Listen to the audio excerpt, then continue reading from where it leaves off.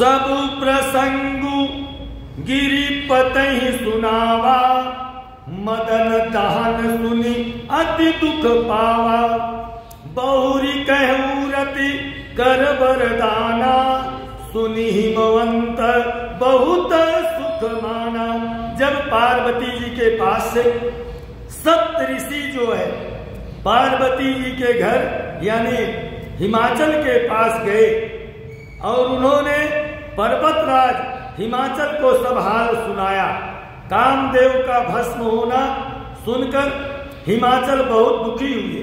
फिर मुनियों ने रति के वरदान की बात बताई। उसे सुनकर हिमवान ने बहुत सुख माना। हृदय विचारी शंभु प्रभु काई, और सादर मुनिवर लिए बुलाई। सुदिनो सुनखत सुघरी सुचाई, वेद वेद विधि लगन धराई। शिव जी के प्रभाव को मन में विचार कर हिमाचल ने श्रेष्ठ मुनियों को आदर पूर्वक जो है वह बुलाया और उनसे शुभ दिन, शुभ नक्षत्र, शुभ घड़ी, शुभ योग यह जो है सप्त ऋषियों से निकलवाया। अच्छे दिन दिखवाए। कहते हैं वेद की विधि के अनुसार शीघ्र ही लग्न निश्चित किया जाए, ऐसा जो है हिमाचल कह रहे हैं। पत्री सप्त ऋषि ने सोई दीनी, और कही पद विनय हिमाचल कीनी। जाय विधि तिन दीन सुपाती, अबाचत प्रीति न हृदय समाती। फिर हिमाचल ने वह लग्न पत्रिका सप्त ऋषियों को दे दी और चरण पकड़कर उनकी विनती की।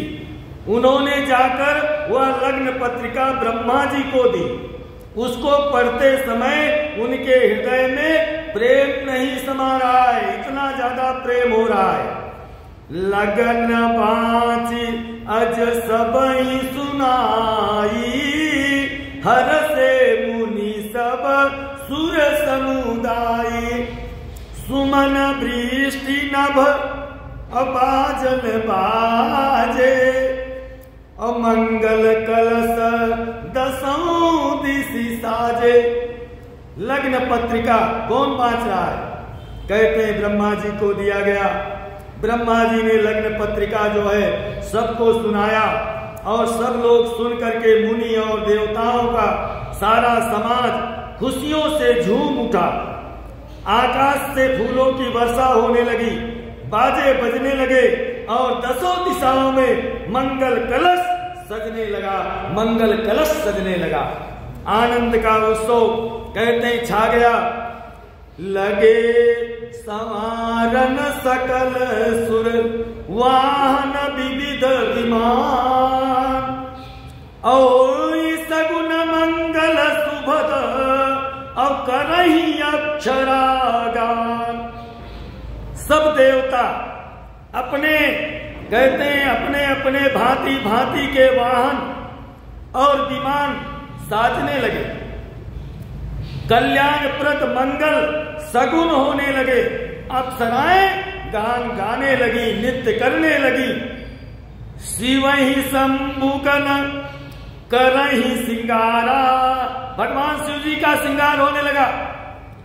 और जटा मुकुट यही मऊर सवारा, अरे कुंडल कानन पहिरे ब्याला, अतन विभूति पट के हरी छाला। वाह वाह वाह। शिव जी के गण, शिव जी का श्रृंगार कौन कर रहे हैं? भगवान शिव जी के गण कर रहे हैं। शिव जी के कहते हैं गण शिव जी का श्रृंगार करने में लगे हैं और जटाओं का मुकुट बना रहे। बाबा भोलेनाथ जी की जो जटा है ना, उसी का मुकुट बना रहे। हाँ, मुकुट बनाकर उस पर सांपों की माला सजा रहे। शिव जी ने सांपों के ही कुंडल कानों में पहन रखे। हाँ, अब सोना चांदी वहां थोड़ी है। बाबा के गण बाबा के ही कहते सर्पों से बाबा का बढ़िया सा मुकुट बना दिया और बाबा के सर्पों से ही बड़े बड़े कानों में महाराज कुंडल लगा दिए, शरीर पर बाबा के खूब विभूति यानी भस्म छोप दिया, हाँ विभूति रमाई, और वस्त्र की जगह बाघांबर, बाघ का जो छाल है वह बाबा को महाराज पहना दिए। सच्ची ललाट सुंदर सिर गंगा, नयन तीन उपबीत भुजंगा, गरल कंठौर नर सिरमाला, अशिव भेष शिव धाम कृपाला। शिव जी के सुंदर मस्तक पर चंद्रमा जो है वह विराजमान हो गए, सिर पर गंगा जी की तीन, कहते हैं गंगा जी विराजमान है, तीन नेत्र, सांपों का जनेऊ, गले में विष, और छाती पर नर मुंडों की माला को बाबा भोलेनाथ जी ने आज श्रृंगार में धारण किया है। इस प्रकार उनका भेष, कहते हैं अशुभ होने पर, यानी ऐसा भेष अगर कोई बनाएगा तो कोई उसे खड़ा होने देगा क्या दरवाजे पर? नहीं खड़ा करेगा ना, अरे बोलेगा हटाओ हटाओ इसको, तुरंत हटाओ। लेकिन कहते हैं ऐसा अशुभ भेष होने पर भी वह कल्याण के धाम और कृपालु है, कृपालु है। कर त्रिशूल अरु डमरु विराजा, क्या है? कर त्रिशूल अरु डमरु विराजा, चले वसा चढ़ी बाज ही बाजा। वसा मतलब बैल पर, नंदी पर चले और पीछे से बाजे बाजने लगे महाराज।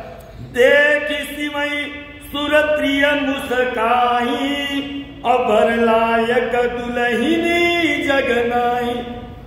क्या कह रहे हैं सब लोग कि ये जो दूल्हा आज चल रहा है इसके लायक कोई दुल्हन नहीं बनी है, बर के लायक दुल्हन नहीं है।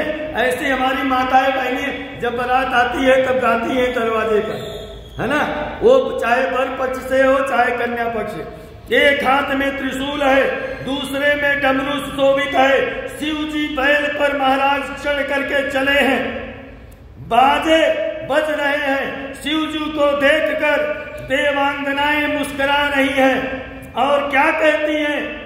इस वर के योग्य इस संसार में तीनों लोकों में कोई दुल्हन आज तक नहीं बनी। बाबा भोलेनाथ जी के लिए ऐसी कोई दुल्हन नहीं महाराज। विष्णु विरंची आदि सुरवाता, और चढ़ी चढ़ी वाहन चले बराता। सुर समाज सब भांति अनूपा, और नहीं बरात दुल्हायन रूपा।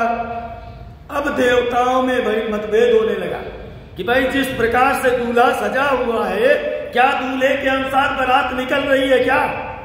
है जैसा दूल्हा हमारा सजा हुआ है वैसे बारात तो नहीं लगती। विष्णु और ब्रह्मा आदि देवताओं के समूह अपने अपने वाहनों सवारियों पर चढ़ करके बारात में चले। देवताओं का समाज सब प्रकार से कहते हैं अनुपम परम सुंदर था। जो और देवता थे उन लोगों का जो समाज है बहुत सुंदर था भाई। सब लोग खूब बढ़िया श्रृंगार करके बढ़िया बढ़िया अपना पालकी पर रथ पर चढ़े हुए आए थे। अब बाबा भोलेनाथ जी तो अलग ही सवारी पे हैं, खूब सुंदर था, परम दुल्हे की योग्य बारात नहीं। यानी कह रहे हैं कि भाई देखो जिस हिसाब से दूल्हा जो है सजा है ना, इसके अनुसार तो हम लोगों का कोई वो नहीं है। विष्णु का बिहसी तब बोली सकल दिशिराज, और बिलग बिलग होई चलहु सब, और निज निज सहित समाज।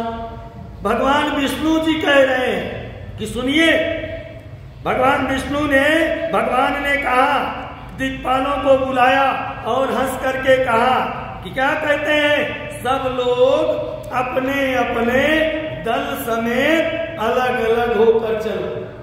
जो जिस जगह से आया है, मान लो कोई ब्रह्मलोक से आया, कोई विष्णु लोक से आया, कोई गोलोक से आया, तो सब लोग जिस लोक से आए ना अपना अपना झुंड अलग बना करके चलो। इसमें मत घुस जाओ, ना तुम उसमें घुसो घुसेंगे।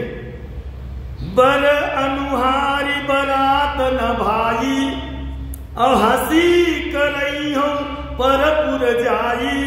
विष्णु वचन सुनि सुर मुस्काने, और निज निज सेन सहित बिलगाने। जब भगवान विष्णु ने कहा तो सारे भाई देवता सब मुस्कुराने लगे, वो समझ गए। हाँ, कहते थे भाई हम लोगों की यह बारात बर के योग्य नहीं है।